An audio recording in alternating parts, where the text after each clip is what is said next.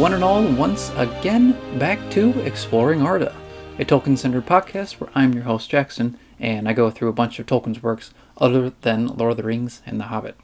And yeah, so this one actually is going to be the final part of the Fall of Gondolin here. Oh, there you go, Fall of Gondolin. I can never get the lighting correctly. So this is going to be, well, what I consider the finale of the Fall of Gondolin. There's other things here and there throughout this book, but I basically am reading through the majority of like what the story is all about. Like, for instance, last couple episodes actually, was the actual siege against Gondolin. So all of Morgoth's mightiest forces, including, dragons and Balrogs, like Gothmog, the Lord of the Balrogs, they all sieged against Gondolin, and it basically just fell into fire and death, pretty much, to say it very shortly. Ecthelion was able to slay a few Balrogs, which is insane, but King Turgon did end up basically falling along with his tower. I guess like the King's Tower. But now that we are back to the final chapter or part, Tuor and Idril are on their escape route, and they're hoping to find their son Earendil, and that's kind of like where we're at right now. So let's get into the story. Now the mountains, or rather their lowest hills, were on that side 7 leagues, save a mile from Gondolin, and Cristhorn, the cleft of eagles, 2 leagues of upward, going from the beginning of the mountains, for it was at a great height. Wherefore they had yet 2 leagues and part of a third to traverse amid the spurs and foothills, and they were very weary. By now the sun hung well above a saddle in the eastern hills, and she was very red and great, and the mist nigh them were lifted, but the ruins of Gondolin were utterly hidden as in a cloud. Behold then, at the clearing of the airs, they saw, but a few furlongs off, a knot of men that had fled on foot, and were pursued by strange cavalry, for on great wolves rode orcs, as they thought, brandishing spears. Then said Tuor, Lo, there is Earendil, my son. Behold, his face shineth as a star in the waste, and my men of the wing are about him, and they are in sore straits. Forthwith he chose 50 of the men that were least weary, and leaving the main company to follow, he fared over the plain with that troop as swiftly as they had strength left. Coming now to carry a voice, Tuor shouted to the men about Earendil to stand and flee not, for the wolf riders were scattering above them and slaying them piecemeal, and the child was upon the shoulders of one Hendor, a housecarl of Idril's, and he seemed like to be left with his burden. Then they stood back to back, and Hendor and Earendil amid most. But Tuor soon came up, though all of his troops were breathless. Of the wolf riders there were a score, and of the men that were about Earendil but 6 living. Therefore had Tuor opened his men into a crescent of but one rank, and hoped so to envelop the riders, lest any escaping bring tidings to the main foe and draw ruin upon the exiles. In this he succeeded, so that only 2 escaped, and therewithal wounded and without their beasts, wherefore were their tidings brought too late to the city. Glad was Earendil to greet Tuor, and Tuor most fain of his child. But said Earendil, I am thirsty, father, for I have run far, nor had Hendor need to bear me. Thereto his father said not, having no water, and thinking of need all that company that he guided. But Earendil said again, It was good to see Meglin die so, for he would set arms about my mother, and I liked him not, but I would travel in no tunnels, for all Melkils were wolf riders. Then Tuor smiled and set him upon his shoulders. Soon after this the main company came up, and Tuor gave Earendil to his mother, who was in great joy. But Earendil would not be borne in her arms, for he said, Mother Idril, thou art weary, and warriors in mail ride not among the Gondolin, save it be old Salgant.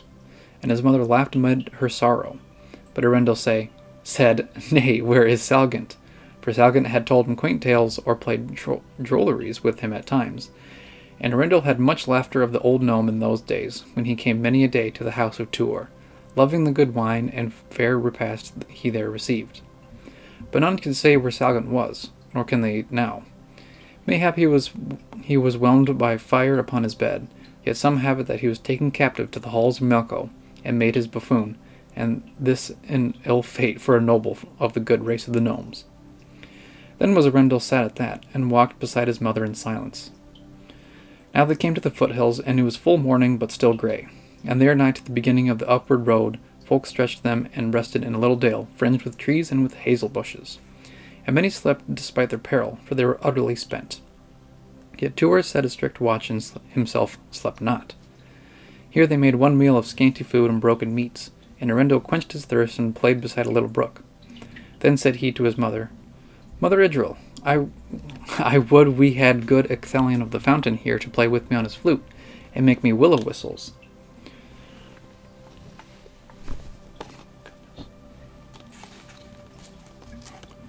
Perchance he has gone on ahead?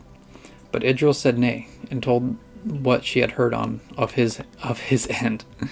Then said Earendil that he cared not ever to see the streets of Gondolin again, and he wept bitterly. But Tuor said that he would not again see those streets, for Gondolin was no more. Thereafter, nigh to the hour of sundown behind the hills, Tuor bade the company arise, and they pressed on by rugged paths. Soon now the grass faded and gave way to mossy stones, and trees fell away, and even the pines and firs grew sparse. Above the hill, about the set of the sun, the way so wound behind a shoulder of the hills that they might not again look upward to Gondolin. There all that company turned, and lo, the plain is clear and smiling in the last light as of old. But afar off as they gazed, a great flare shot up against the darkened north, and that was the fall of the last tower of Gondolin, even that which had stood hard by the southern gate, and whose shadow fell oft across the walls of Tuor's house. Then sank the sun, and they saw Gondolin no more. And I'll do a little bit of a break here.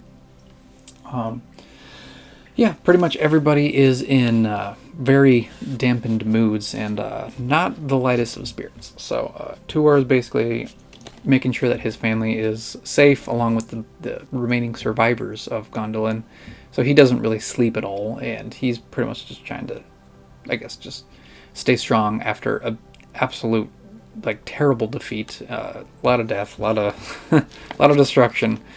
But yeah, Gondolin is no more, as he says, and they pretty much all look away and realize that they would never go back to Gondolin, either from sadness or just because it's been absolutely demolished. So, and then onward they go. But I just wanted to take a little break for you guys. So, back to it again. Now the pass of Cristhorn, that is the Eagle's Cleft, is one of dangerous going, and that host had not ventured it by dark, lanternless and without torches, and very weary, encumbered with women and children, and sick and stricken men, had it not been for the great fear of Melko's scouts, for it was a great company, and might not fare secretly. Darkness gathered rapidly as they approached that high place, and they must string out into a long and straggling line. Galdor and a band of men, spear-armed, went ahead, and Legolas was with them, whose eyes were like cats for the dark, yet they could see further.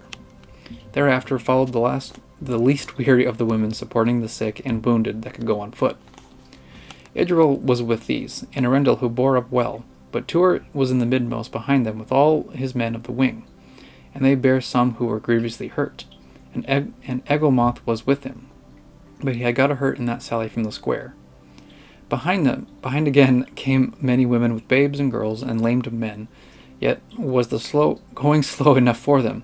At the rearmost was the largest band of men battle-whole, and there was a Glorfindel of the golden hair.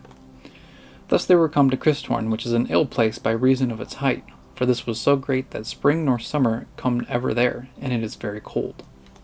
Indeed, while the valley dances in the sun, there all the year's snow dwells in those bleak places, and even as they came there the wind howled, coming from the north behind them, and it bit sorely.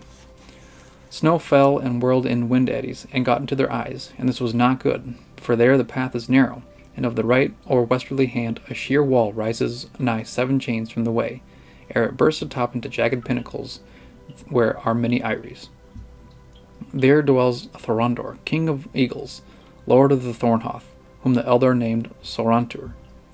But on the other hand is a fall not right sheer yet deadly steep, and it has long teeth of rock up-pointing so that one may climb down, or fall maybe, but by no means up. And from that deep is no escape at either end by any more of the sides, and Thorn Seer runs at bottom. And before actually I get into the next pages here, there's actually another illustration here. I forgot that I kind of changed it up here. I can't really get it here, but it's basically what's going to be coming up ahead here. You can't really see the picture, so whoops, sorry about that, guys. But it's basically Glorfindel here fighting against a remaining Balrog that basically shows up on the side of the cliffs on Cristhorn. So very, very cool. I might put it on screen for you guys because it's dark on here. But onward we go with the story. He falls therein from the south over at a great precipice, but with a slender water, for he is a thin stream in those heights, and he issues to the north after flowing but a rocky mile above ground, crowned down a narrow passage that goes into the mountains, and scarce a fish could squeeze through with him. Galdor and his men were come now to the end nigh to where Thornseer falls into the abyss, and the others straggled, for all Tuor's efforts, back over most of the mile perilous way between chasm and cliff, so that Glorfindel's folk were scarce come to its beginning, when there was a yell in the night that echoed in that grim region. Behold, Galdor's men were beset in the dark suddenly by shapes leaping from behind rocks where they had lain hidden even from the glance of Legolas. It was Tuor's thought that they had fallen in with one of Melkor's ranging companies, and he feared no more than a sharp brush in the dark. Yet he sent the women and sick around him rearward and joined his men to Galdor's, and there was an affray upon the perilous path. But now rocks fell from above, and things looked ill, for they did grievous hurt. But matters seemed to Tuor yet worse when the noise of arms came from the rear, and tidings were said to him by a man of the Swallow that Glorfindel was ill bested by men from behind, and that a Balrog was with them. Then he was sore afraid of a trap, and this was even then had in truth befallen, for watchers had been set by Melko all about the encircling hills. Yet so many did the valor of the Gondolin draw off to the assault ere the city would be taken, that these were but thinly spread, and were at the least here in the south. None the less, one of these had espied the company as they started to upward, going from the Dale of Hazels, and as many bands were got together against them as might be, and devised to fall upon the exiles to front and rear, even upon the perilous way of Cristhorn. Now Galdor and Glorfindel held their own despite the surprise of assault, and many of the orcs were struck into the abyss. But the falling of the rocks was like to end all their valor, and the flight of Gondolin to come to ruin. The moon about that hour rose above the pass, and the gloom somewhat lifted, for his pale light filtered into dark places. Yet it lit not the path of the height of the walls. Then arose Thorondor, king of eagles, and he loved not Melko, for Melko had caught many of his kindred, and chained them against sharp rocks, to squeeze from them the magic words whereby he might learn to fly, for he dreamed of contending even against Manwë in the air. And when they would not tell, he cut off their wings, and sought to fashion therefrom a mighty pair for his use, but it availed not. Now when the clamour from the pass arose to his great eyrie, he said, Wherefore are these foul things, these orcs of the hills, climbed near to my throne? And why do the sons of the Noldoli cry out in the low places for fear of the children of Melko the Accursed? Arise, O Thornhoth, whose beaks are of steel, and whose talons swords.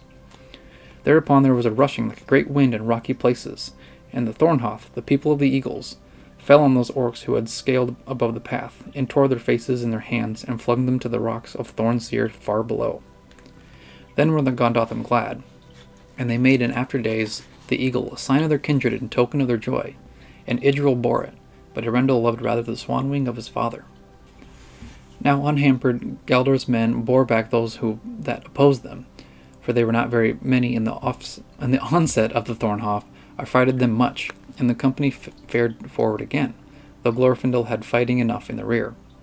Already the half had passed the perilous way in the falls of Thornseer, when that Balrog that was with the rearward foe leapt with great might on the certain lofty rocks that stood in the path on the left side upon the lip of the chasm, and thence with a leap of fury he was past Glorfindel's men and among the women and the sick in front, lashing with his whip of flame.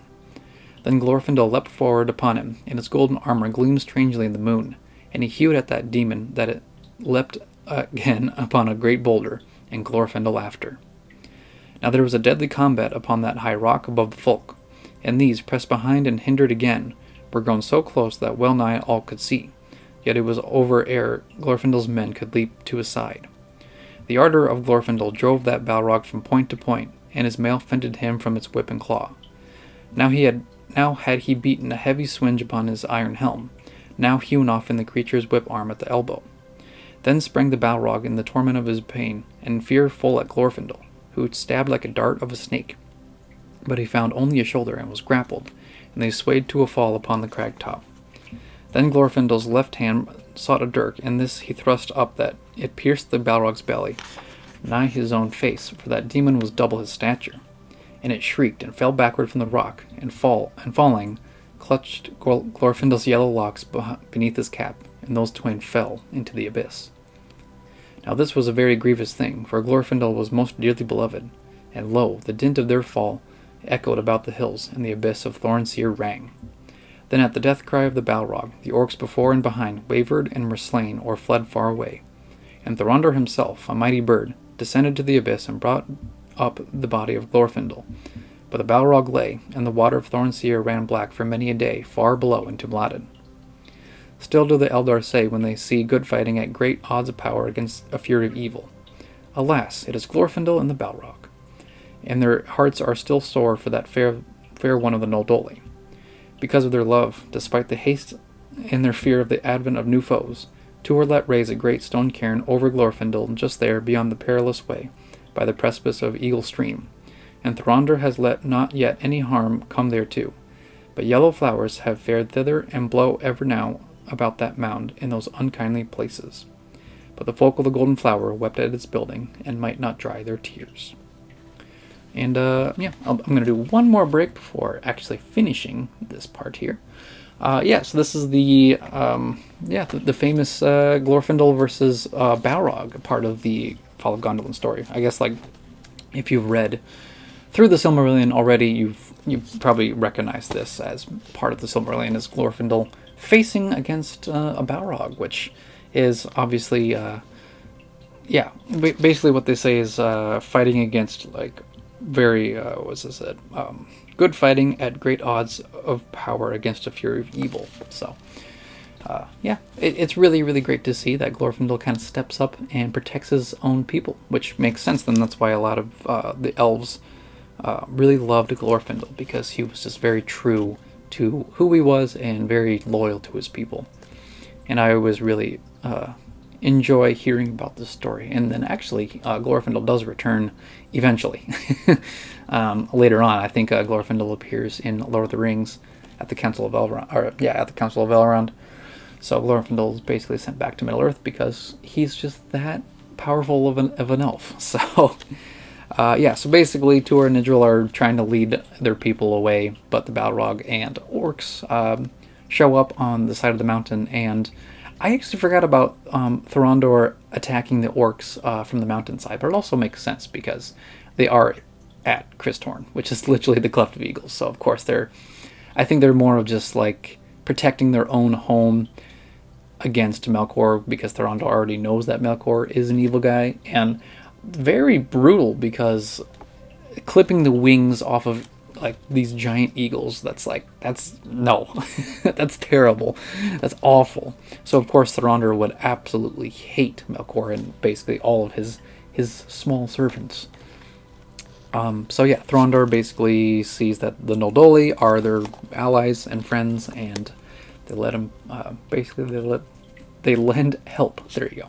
Today I can't really speak very well, so I think we'll just go right into the story and finish up the story. So let's get into it. Now who shall tell of the wanderings of Tuor and the exiles of Gondolin in the wastes that lie beyond the mountains to the south of the Vale of Tumladen? Miseries were theirs, and deaths, colds and hungers, and ceaseless watches. That they won ever through those regions infested by Melkor's evil came from the great slaughter and damage done to his power in that assault, and from the speed and wariness with which Tuor led them. For of a certain, Melkor knew of that escape and was fierce thereat. Olmo had heard tidings in the far oceans of the deeds that were done, but he could not yet aid them, for they were far from waters and rivers, and indeed they thirsted sorely, and they knew not the way. But after a year and more of wandering, in which many a time they journeyed long, tangled in the magic of those waters, only to come again upon their own tracks, once more the summer came, and nigh to its height, they came at last upon a stream, and following this came to better lands, and were a little comforted. Here did Voronweh guide them, for he had got a whisper of Ulmos in that stream one late summer night, and he got ever much wisdom from the sound of waters. Now he led them even till they came down to Sirion, which that stream fed, and that both Tuor and Veronway saw that they were not far from the outer issue of the old way of escape, and were once more in that deep dale of alders. Here were all the bushes trampled and the trees burnt, and the dale walls scarred with flame, and they wept, for they thought that they knew the fate of those who sundered aforetime before them at the tunnel mouth. Now they journeyed down that river, but were again in fear from Melko, and fought affrays with his orc bands, and were in peril from the wolf riders, but his fire drakes sought not at them, for both the exhaustion of their fires and the taking of Gondolin, and the increasing power of Ulmo as the river grew. So came they after many days, for they went slowly and got their sustenance very hardly, to those whose great heaths and morasses about the land of willows, and Veronway knew not those regions. Oof, I really can't talk today. Now here goes Cirion a great way under earth, diving at the great cavern of the tumultuous winds, but running clear again above the pools of twilight, even where Tulkas after fought with Melkel's self. Ulmo came to him amid the reeds, and he remembered not the ways, and places that land in full of deceits and very marshy. And here the host had long delay, and was vexed by sore flies, for it was autumn still, and agues and fevers fared amongst them, and they cursed Melko. Yet came they at last to the great pools in the edges of that most tender land of willows, and the very breath of the winds thereof brought rest and peace to them, and for the comfort of that place the grief was assuaged of those who mourned the dead in that great fall. There women and maids grew fair again, and their sick were healed, and old wounds ceased to pain. Yet they alone, who of reason feared their folk, living still in bitter thraldom in the hells of iron, sang not, nor did they smile. Here they abode very long indeed, and Earendil was a grown boy ere the voice of Ulmo's conches drew the heart of Tuor, that his sea longing returned with a thirst the deeper for years of stifling. And all that host arose at his bidding, and got them down Cirion to the sea. Now the folk that had passed into the Eagle's Cleft, and who saw the fall of Gondolin, had been nigh 800s, there you go, a large wayfaring. Yet was it a sad remnant of so fair and numerous a city. But those who arose from the grasses of the lands of the willows in years after, and fared away to sea, when spring set Celandine in the meads, and they had held sad festival in memorial of Glorfindel, those numbered but 300, and a score of men and man children, and 200 and 60 of women and maid children. Now the number of women was few because of their hiding or being stowed by the kinsfolk in secret places in the city. There were they burned or slain or taken and enthralled, and the rescue parties found them too seldom. And it is the greatest ruth to think of this, for the maids and women of the Gondolin were as fair as the sun, and as lovely as the moon, and brighter than the stars. Glory dwelt in that city of Gondolin of the Seven Names, and its ruin was the most dread of all the sacks of cities upon the face of earth. Nor Babylon, nor Ninwi, nor the towers of Trui, nor all the many takings of room that is greatest among men, save such terror as fell that day upon Amangwareth in the kindred of the gnomes. And this is esteemed the worst work that Melko has yet thought of in the world.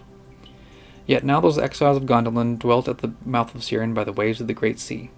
There they take the name of Lothlam, the people of the flower, for Gondolin is a name too sore to their hearts, and fared among the Lothlam Earendil grows in the house of his father, and the great tale of Tuor is coming to its waning. Then said Little Heart, son of Bronweg, alas for Gondolin. And yeah, that is the end. So that is the end, I guess, of the tale of Fall of Gondolin, I suppose.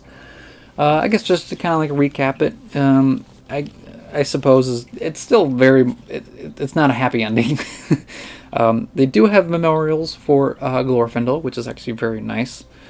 And there were basically only a few hundred that ended up making it out alive from Gondolin, which might sound like, okay, well, a few hundred, that's a lot of people, but like, if you think about it, Gondolin was a very prosperous and very abundant city, so among like thousands and thousands, probably only a few hundred made it out. It's not very good.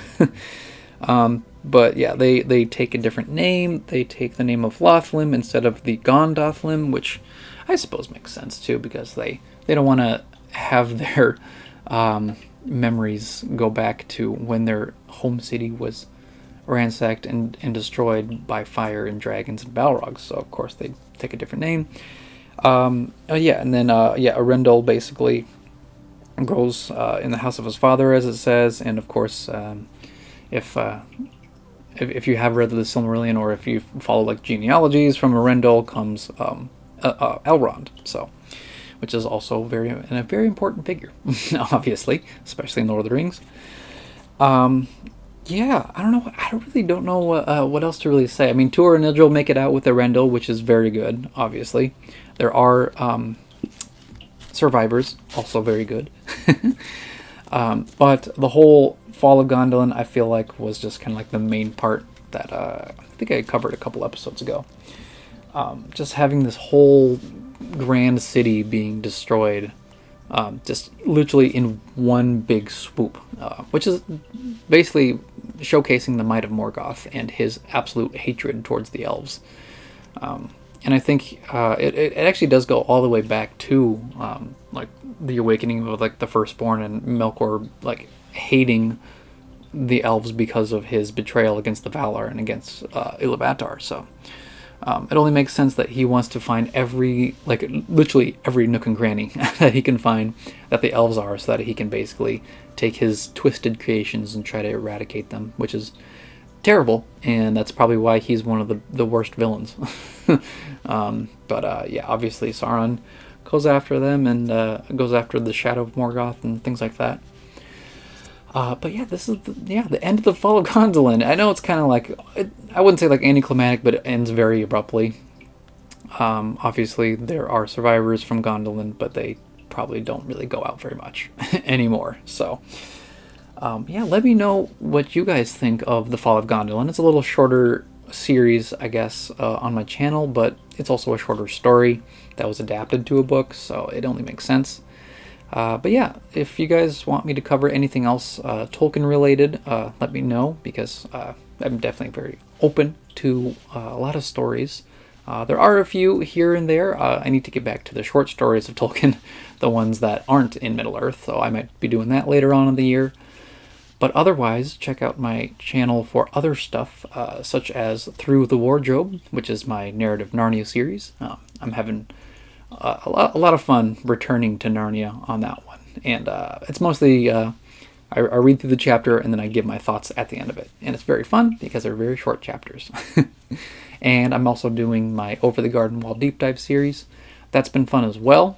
And I'm actually nearing the end of that series as well. But it's also been a very fun project for me to do.